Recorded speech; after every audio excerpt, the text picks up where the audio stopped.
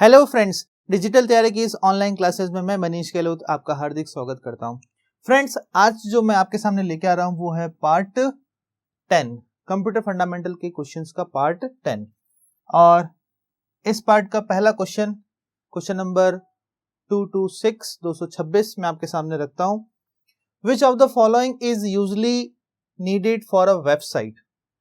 एक वेबसाइट के लिए, ठीक है, सबसे इंपॉर्टेंट क्या चीज है जो उसको नीड होती है रन होने के लिए। सो फ्रेंड्स, ऑप्शन है dedicated server, virtual server, offline services, cash server. क्या ऑप्शन सही है? सो फ्रेंड्स, बेसिकली जब भी हम कोई वेबसाइट बनाते हैं तो वो वेबसाइट हम अपलोड करते हैं पर्टिकुलर किसी सर्वर पर, ओके। और जब भी हम कोई नेट चलाते हैं तो वेबसाइट का कंटेंट हमारे कंप्यूटर पर क्या होता है, डाउनलोड होता है, वो भी किसी सर्वर से ही आता है। तो वो पर्टिकुलर एक सर्वर है, डेडिकेटेड एक सर्वर है जहां से हमारे पास में रिक्वेस्ट आती है और हम उसको रिक्वेस्ट को क्या करते हैं, सेंड करते हैं। दोनों ही काम हम करते हैं। सो फ्रेंड्स, यहाँ पे जो बेस्ट जो ऑप्शन होगा वो है dedicated server. Virtual server obvious सी बात है कि वो किसी पर्टिकुलर टाइम के लिए होगा, परमानेंट नहीं होगा। ऑफलाइन सर्विसेज, कैश सर्वर नहीं। बेस्ट ऑप्शन यहाँ पे क्या है, डेडिकेटेड सर्वर। ठीक है, next question. So dedicated server option. Next question 227, which of the following memories must be refreshed many times पर सेकेंड। ऐसी मेमोरी जो बार बार में रिफ्रेश होती रहे, स्टैटिक नहीं, डायनामिक। डायनामिक जो मेमोरी है वो बार बार में रिफ्रेश होगी, उसको हम क्या कहेंगे, डायनामिक रैम, डी रैम जिसे अपन कहते हैं। ठीक है, स्टैटिक रैम नहीं, एस रैम नहीं, रिफ्रेश होती भी नहीं है। ईपी रोम, ये रोम रिफ्रेश इनकी प्रॉपर्टीज नहीं है। प्रॉपर्टी किसकी है, सिर्फ डी रैम जो है फ्रिक्वेंटली अपने कंटेंट को रिफ्रेश करती रहती है। ठीक है, सो ऑप्शन यहाँ पे सेकंड ऑप्शन बिल्कुल सही है। Next question, dash is a technique made possible by the special program available on most computer system. ठीक है, अच्छा क्वेश्चन है फ्रेंड्स, और एग्जाम पॉइंट ऑफ व्यू के लिए भी इंपॉर्टेंट है। बट यहाँ पे कुछ टर्म्स आ रही हैं, पहले हम उन टर्म्स को सीख लेते हैं, उसके बाद में इस क्वेश्चन का आंसर देते हैं कि सुपर जैपिंग क्या होती है, वेंडलिज्म क्या होता है, स्पैमिंग क्या होती है। सब पहले आपको पता होना चाहिए, उसके बाद में आप क्वेश्चन का आंसर करें तो आपको याद भी रहेगा। सो सबसे पहली जो टर्म है सुपर जैपिंग, इसका मतलब क्या होता है, using a software that bypass the normal security constraints to allow unauthorised access to data. ठीक है, जो हमारी सिक्योरिटी कंस्ट्रेंट्स होती है उसको हम बाईपास कर देते हैं दूसरे के through, unauthorise access to data, और हमारा डेटा क्या हो जाता है, अनऑथराइज हो जाता है। ठीक है, for example such a program में issue commands directly to disk drivers without going through the normal files IO routines, bypassing not only security restriction but also living no audit trail. ठीक है, तो बिना परमिशन के, बिना access के हमारी security constraints को बाईपास करना टेक्निक क्या कहलाती है, सुपर जैपिंग। ठीक है, नेक्स्ट जो टर्म है कंप्यूटर वेंडलिज्म, इसका मतलब क्या होता है, it's a process wherein there is a program that performs a malicious function such as, कुछ ऐसे malicious प्रोग्राम जो हार्मफुल हो हमारे कंप्यूटर के लिए, एक्सट्रैक्टिंग यूजर पासवर्ड, यूजर का पासवर्ड जो है एक्सट्रैक्ट करना। ठीक है, और other data erasing the hard disc, हमारे हार्ड डिस्क में कोई इंपॉर्टेंट डेटा पड़ा है तो उसको क्या कर देगी, इरेज कर देगी। ठीक है, ऐसे मैलिशियस प्रोग्राम के प्रोसेस को हम क्या कहते हैं, vandalism, computer vandalism. A vandal is a differs from virus which attacks itself for existing executable program। ठीक है, तो ऑब्वियसली बात है कि इसका ऑप्शन क्या होगा, स्पैमिंग नहीं हो सकता, ऑल ऑफ द दिस नहीं हो सकता, वेंडलिज्म है नहीं क्योंकि यहाँ पे कोई एक्सट्रैक्ट कुछ हो नहीं रहा है। तो सुपर जैपिंग यहाँ पे बहुत अच्छा ऑप्शन है इस क्वेश्चन के लिए। ठीक है, आंसर क्या होगा, सुपर जैपिंग। ठीक है, स्पेशल प्रोग्राम है अवेलेबल ऑन मोस्ट कंप्यूटर हमारे सिक्योरिटी को ब्रेक करने के लिए। ठीक है, so next question, dash is a computer program that performs a malicious function. देखिए आ गया friends, malicious function such as extracting user name, password and other data for erasing the hard disk. अब आप इजीली बता सकते हैं कि इसका आंसर क्या होगा, ऑब्वियसली बात है सेकंड, वेंडलिज्म। सुपर जैपिंग नहीं हो सकता। तो इसलिए फ्रेंड्स, आप कोई भी क्वेश्चन करें तो पहले उस जो भी क्वेश्चन करें उससे रिलेटेड उसका टॉपिक जो है वो एकदम क्लियर हो जाना चाहिए, उसका फंडामेंटल बेस पूरा स्ट्रांग हो, वो पहले आप क्लियर करें, उसके बाद में क्वेश्चन सॉल्व करें तो क्वेश्चन करने का भी मजा आएगा, ठीक है। नहीं तो क्या होगा, फिर आप हवा में तुक्के मारेंगे।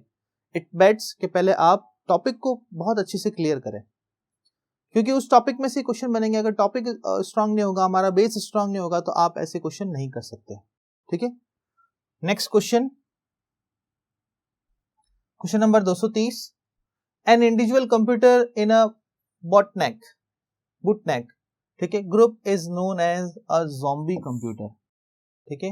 बॉटनेक एक ग्रुप ऑफ कंप्यूटर्स है जो मतलब मैलिशियस एक्टिविटी को रन करते हैं, और उसमें इंडिविजुअल कंप्यूटर जो होता है उसको कहते हैं ज़ॉम्बी, ठीक है। ग्रुप ऑफ कंप्यूटर्स हैं बहुत सारे जिनका काम ही यही है कि कुछ हार्म करना, कुछ ऐसा गलत करना जिसके थ्रू जो है सिक्योरिटी ब्रेक हो, और उनमें सारे कंप्यूटर्स में बेसिकली उनके ग्रुप ऑफ कंप्यूटर क्या कहेंगे, बॉटनेक, और इंडिविजुअल कंप्यूटर को कहेंगे ज़ॉम्बी, ठीक है। वर्म नहीं है, मैलिशियस सॉफ्टवेयर नहीं है, रूटकिट नहीं है।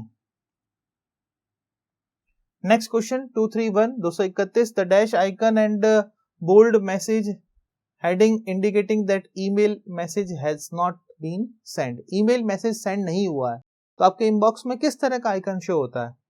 Highlighted envelope? नहीं, हाईलाइट नहीं होता है। क्लोज्ड? ऑब्वियस ही बात है, जब मैसेज सेंड नहीं होता तो क्लोज एनवलप का एक साइन आपके पास में आता है, तो उससे हम देख सकते हैं कि अभी मैसेज सेंड नहीं हुआ है, तो क्लोज एनवलप का आपके पास में एक साइन आएगा।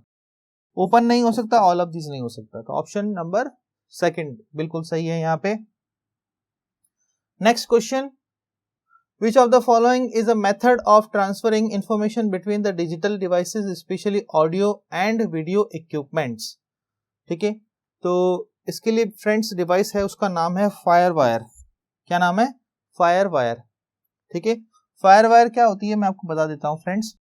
FireWire is a method of transferring the information between the digital devices, specially audio and video equipments. Audio video equipments के लिए डेटा ट्रांसफर करने के लिए हम क्या यूज लेते हैं? फायरवायर का। और फायरवायर को फ्रेंड्स एप्पल कंपनी ने बनाया है, ये आपको याद रखना है। किसने बनाया? एप्पल कंपनी ने। किसके लिए यूज होती है? Data transfer specially for audio and video purpose, ठीक है। Next question, which of the following is a specification that combines video and audio into the single digital interface? Single digital interface, audio video दोनों को combine करके single digital interface बनाती है कौन? HDMI cable. आप use करते भी होंगे फ्रेंड्स, प्रोजेक्टर और दूसरे के लिए आप HDMI केबल लगाते होंगे, तो यहाँ पे बेस्ट ऑप्शन है HDMI। HDMI की फुल फॉर्म आपको याद रखनी है, high definition multimedia interface. HDMI, high definition multimedia interface, okay, is a proprietary audio video interface for the transmitting uncompressed video data and compressed or uncompressed digital audio data from HDMI compliance source devices such as display controller, ठीक है। Example दे रहा है ये, तो compatible computers, monitors, video projectors, जैसा मैंने अभी कहा आपको, digital television, digital audio device, इन सब में जो है ऑडियो वीडियो पर्पस के लिए एक सिंगल डेटा ट्रांसमिशन के लिए हम HDMI केबल यूज में लेते हैं। Is a digital replacement for analogue video standards, ठीक है। फुल फॉर्म याद रखनी है और इसका पर्पस याद रखना है, ठीक है। Next question, by default your document prints dash mode. बहुत इजी क्वेश्चन है फ्रेंड, किस मोड में प्रिंट होते हैं? डिफॉल्ट मोड क्या है उसका? ऑब्वियस बात है पोर्ट्रेट मोड है, लैंडस्केप नहीं है, प्रिंट प्रीव्यू नहीं है, पेज सेटअप नहीं है। पोर्ट्रेट मोड में हम डिफॉल्ट पेज को प्रिंट करते हैं। Next question, the path of creating an executable program. जब भी हम कोई प्रोग्राम एग्जीक्यूट करते हैं तो उसका एक पाथ क्या होता है? आपको यहाँ पे कुछ ऑप्शन दे रखे हैं, कंपाइलिंग, लिंकिंग, ठीक है, पार्सिंग एंड कोडिंग। ये 4 प्रोसेस हैं, तो उसका किस तरह से फर्स्ट टू लास्ट पाथ ये सेट होगा वो हमें यहाँ पे जो है बताना है क्वेश्चन में। सो फ्रेंड्स, फर्स्ट जो होता है वो होता है कोडिंग। ऑब्वियसली बात है, प्रोग्राम की हम कोडिंग तो करेंगे ही करेंगे, बिना कोडिंग के हम प्रोग्राम में लिखेंगे कैसे? कोड तो आपको करना ही पड़ेगा पर्टिकुलर किसी लैंग्वेज में। उसके बाद में होती है उस कोड की कंपाइलिंग। हमें उसको कंप्यूटर के अंडरस्टैंडेबल बनाना है तो उसको मशीनरी कोड में कन्वर्ट करना पड़ेगा, तो हम उसको क्या करना पड़ेगा? कंपाइल करना पड़ेगा। तो नेक्स्ट ऑप्शन क्या हो गया? कंपाइलिंग। लिंकिंग नहीं है तो ये दोनों ऑप्शन हट गए। नेक्स्ट होता है linking.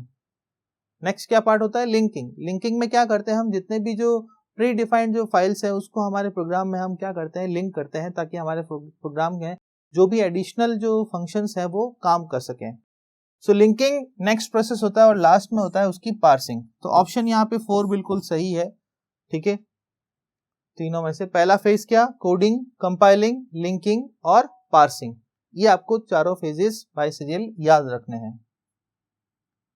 So next question, question 236, dash is a node often act as a proxy server and firewall. ठीक है, कौन होगा सबसे बेस्ट ऑप्शन यहाँ पे, गेटवे। गेटवे जो है एक कम्युनिकेशन नेटवर्किंग डिवाइस भी है जो प्रॉक्सी सर्वर और फायरवॉल के बीच में एक एक्ट की तरह काम करती है, और सबनेट नहीं है। सबनेट बेसिकली एड्रेसिंग का कंसेप्ट है। और टेलनेट जो है सिंगल यूजर लॉगिन अगर हमें करना हो, टेली कम्युनिकेशन नेटवर्क इसकी फुल फॉर्म होती है, टेली कम्युनिकेशन नेटवर्क। ये याद रखिएगा फ्रेंड्स, टेलनेट की फुल फॉर्म होती है, ओके। और गेटवे यहाँ पे सही आंसर है, ऑल ऑफ सही आंसर नहीं है, ठीक है। नेक्स्ट क्वेश्चन,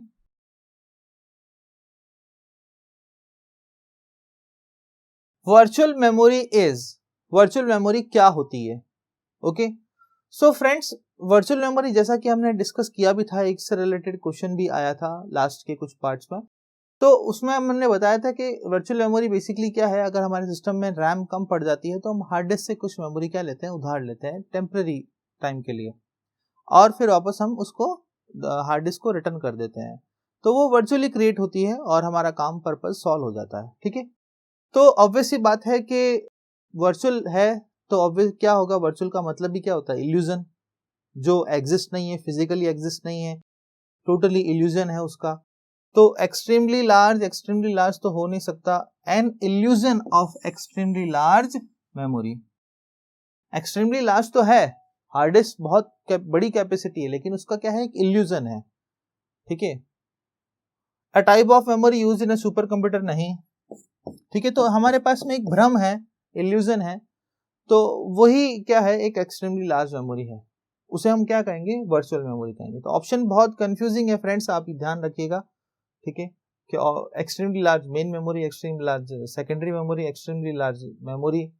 लार्ज मेमोरी हो सकती है, लेकिन वो कैसी होगी, वो इल्यूजन होगी, वो एक भ्रम होगा और कुछ नहीं, ठीक है, क्योंकि वर्चुअल का मतलब ही यही होता है।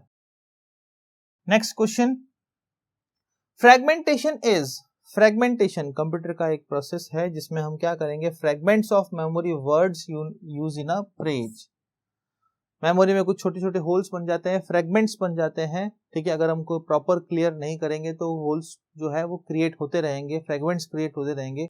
इस प्रोसेस को रिमूव करने के लिए हम उसको क्या करेंगे, डीफ्रेगमेंटेशन करेंगे। आपने अपने कंप्यूटर में डीफ्रेगमेंटेशन किया होगा, जिसमें छोटे छोटे से रेड स्पॉट्स आते हैं। जब उसको हम डीफ्रेगमेंट करते हैं तो हमारे पास में वो सारे रेड स्पॉट्स हट जाते हैं और एक बड़ा स्पेस हमारे सामने नजर आता है।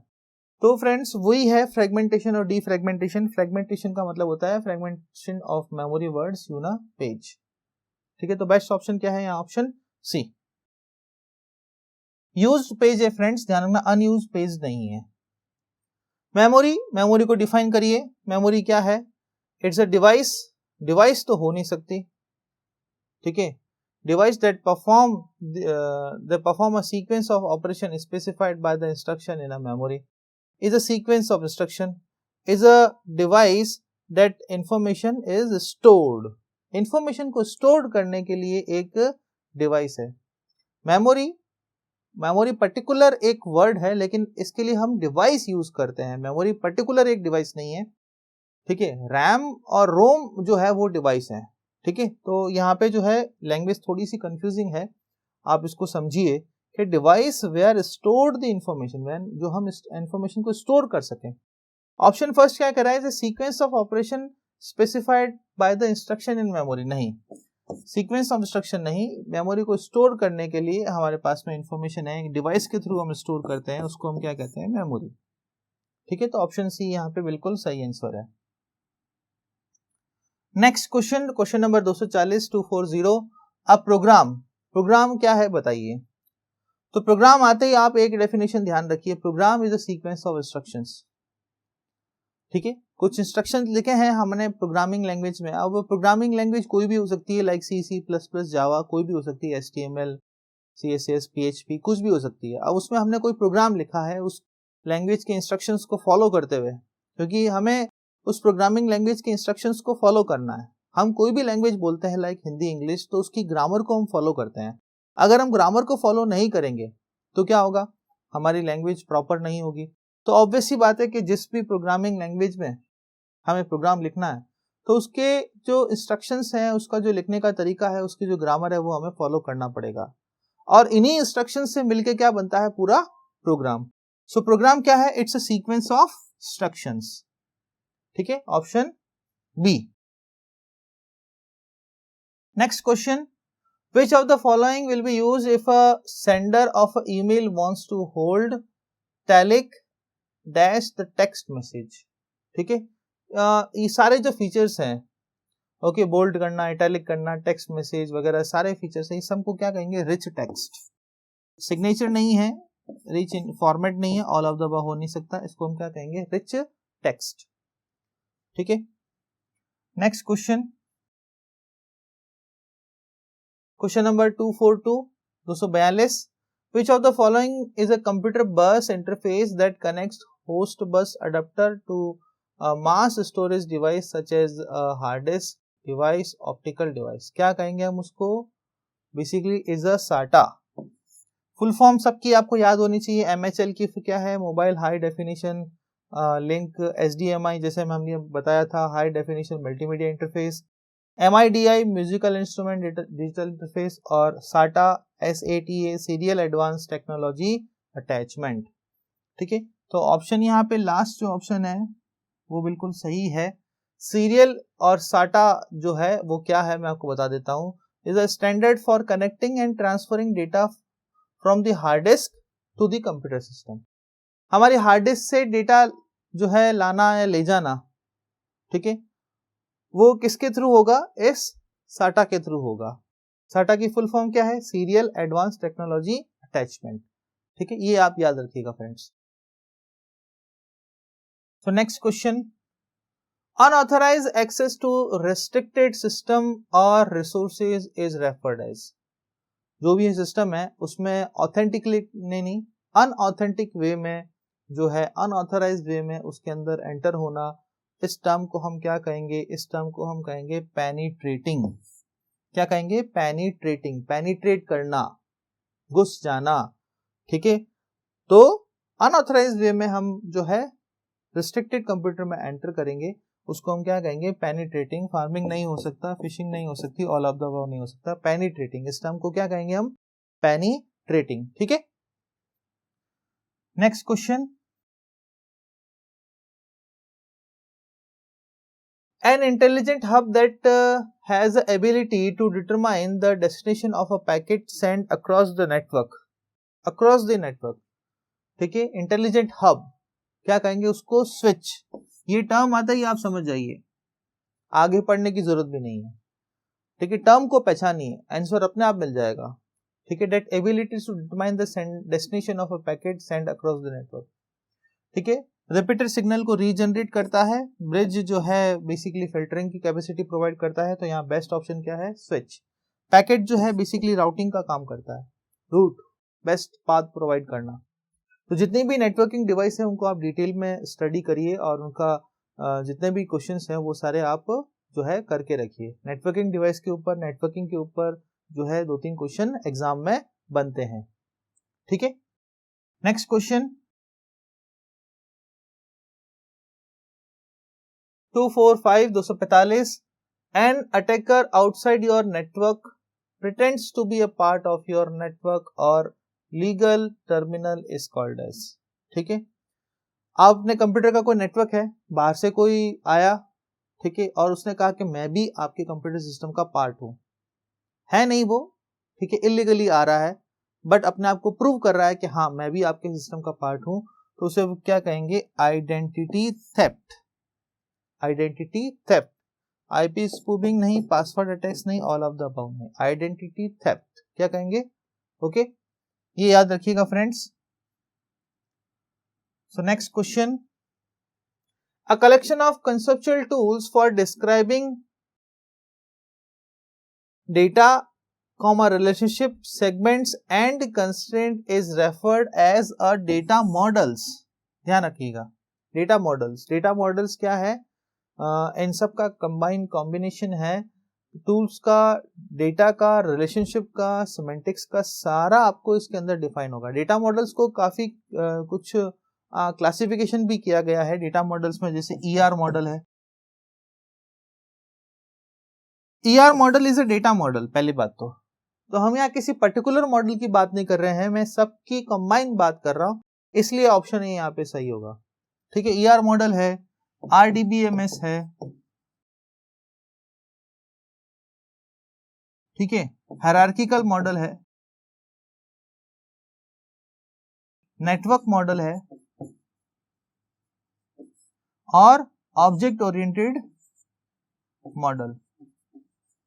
ठीक है, ये कुछ मॉडल्स के टाइप्स हैं, ये सारे डेटा मॉडल्स हैं, ER model, RDBMS, hierarchical, network और ऑब्जेक्ट ओरिएंटेड मॉडल। ठीक है, DBMS नहीं हो सकता, डेफिनेशन सुटेबल बैठती नहीं है, ऑल ऑफ द अबव है नहीं, तो यहाँ बेस्ट ऑप्शन क्या है? Data model. ठीक है, next question 247, program design to perform a specific task related to managing computer resources or called as related to managing your computer resources। ठीक है, designed to perform a specific task, किसको? Computer को manage करने के लिए, resources को manage करने के लिए। ऑब्वियसली बात है, रिसोर्सेज को मैनेज कौन करता है? हमारा OS, लेकिन उसमें भी क्या है, स्पेशली सबके टास्क जो है वो डिफाइन कर रखे हैं कि कौन कौन क्या क्या करेगा। तो उसका बेस्ट आंसर क्या है? Utility software. Utility software basically क्या है? सिस्टम सॉफ्टवेयर ही है, बट हर एक के कुछ टास्क डिजाइन किए गए हैं। एप्लीकेशन सॉफ्टवेयर नहीं हो सकता फ्रेंड्स, ध्यान रखिएगा। सिस्टम सॉफ्टवेयर जो है यूटिलिटी सॉफ्टवेयर की ही कैटेगरी, ठीक है, इसका पार्ट ही है, बट यहाँ पे इसने कह दिया कि भाई specific task related to managing the computer, तो यहाँ पे बेस्ट ऑप्शन क्या है? Utility software. यूटिलिटी सॉफ्टवेयर एक सिस्टम सॉफ्टवेयर ही है, बट बेस्ट ऑप्शन आपको यहाँ पे चूज करना है वो है यूटिलिटी। आप सिस्टम को क्लिक नहीं करेंगे। सिस्टम क्या हो गया? ओवरऑल सिस्टम सॉफ्टवेयर का काम सिर्फ रिसोर्स मैनेज ही नहीं है, और भी बहुत सारे काम है, बट यहाँ पे इसने स्पेशली कह दिया है, इसलिए क्या कहेंगे हम यहाँ पे? Utility software. ठीक है, सो ये ऑप्शन यहाँ पे रॉन्ग हो जाता है, ऑल ऑफ द अबव हो नहीं सकता। ठीक है, utility. Okay, next question 248, which of the following sign is used to specify a cell range? Cell range के हम कौन सा यूज करते हैं? तो ऑब्वियसली बात है कोलोन हम यूज करते हैं, स्लैश और एस्ट्रिक और हाइफन हम यूज नहीं करते हैं, कोलोन। ठीक है, next question 249, dash are the set of rules and procedure to control the data transmission over the internet. Set of rules, ये देखिए, ये वर्ड पढ़ लीजिए आप, आगे पढ़ने की जरूरत ही नहीं है। सेट ऑफ रूल्स, नेटवर्किंग में सेट ऑफ रूल्स क्या होते हैं? सारे प्रोटोकॉल्स। क्या होते हैं? प्रोटोकॉल्स। हर प्रोटोकॉल के कुछ ना कुछ रूल्स डिफाइन किए गए, उन्हीं जो है रूल्स, उन्हीं नियमों के आधार पर वो अपना प्रोटोकॉल्स काम करते हैं। ठीक है, तो set of rules are called as protocol in networking. ठीक है, तो वर्ड पहचानिए और आंसर लिखिए। आप वर्ड एकदम स्ट्राइक किया नहीं और आपके दिमाग में आंसर आया नहीं। ठीक है, सो IP address, domain name system, DNS वगैरह, गेटवे, ये कुछ नहीं हो सकता। आंसर क्या है यहाँ पे? प्रोटोकॉल। ठीक है, आंसर सी। सो आज के पार्ट का last question, question number 250, MIDI stand for. MIDI आपने सुना होगा, ठीक है, कंप्यूटर आर्किटेक्चर में ये आता है MIDI का कंसेप्ट। ठीक है, सो MIDI का फुल फॉर्म क्या है? Multiple instructions. ठीक है, मल्टीपल इंस्ट्रक्शन, ये पहला भी है, मल्टीपल इंस्ट्रक्शंस, मेमोरी नहीं है, मेमोरी इंस्ट्रक्शन नहीं है, मल्टीपल इंफॉर्मेशन नहीं है। ठीक है, और मल्टीपल इंस्ट्रक्शंस मेमोरी वर्ड नहीं है यहाँ पे, multiple instruction multiple data. Option A, option A बिल्कुल सही आंसर है यहाँ पे। Multiple instruction multiple data is a technique employed to achieve the parallelism. ठीक है, सीरियलाइजेशन नहीं, पैरेललिज्म अचीव करने के लिए हम कंप्यूटर में MIDI multiple instruction multiple data technique को यूज में लेते हैं। ठीक है, machine using the MIDI have the number of processors that function acronym and independently काम करते हैं, किसको अचीव करने के लिए? पैरेललिज्म को अचीव करने के लिए। ठीक है, तो MIDA की फुल फॉर्म आपको याद रखनी है, multiple instructions multiple data. So friends, ये थे आज के पार्ट के क्वेश्चंस। आपके काफी सारे डाउट्स भी क्लियर हुए होंगे आई थिंक। फिर भी अगर आपके कोई डाउट है आपके पास में कंप्यूटर फंडामेंटल क्वेश्चन से रिलेटेड या आज के या किसी भी पार्ट से रिलेटेड, तो प्लीज हमें कमेंट बॉक्स में लिख के जरूर भेजिए। आज का अगर आपको पार्ट पसंद आया तो फ्रेंड्स को लाइक शेयर करना मत भूलिएगा। Thank you so much for watching this video.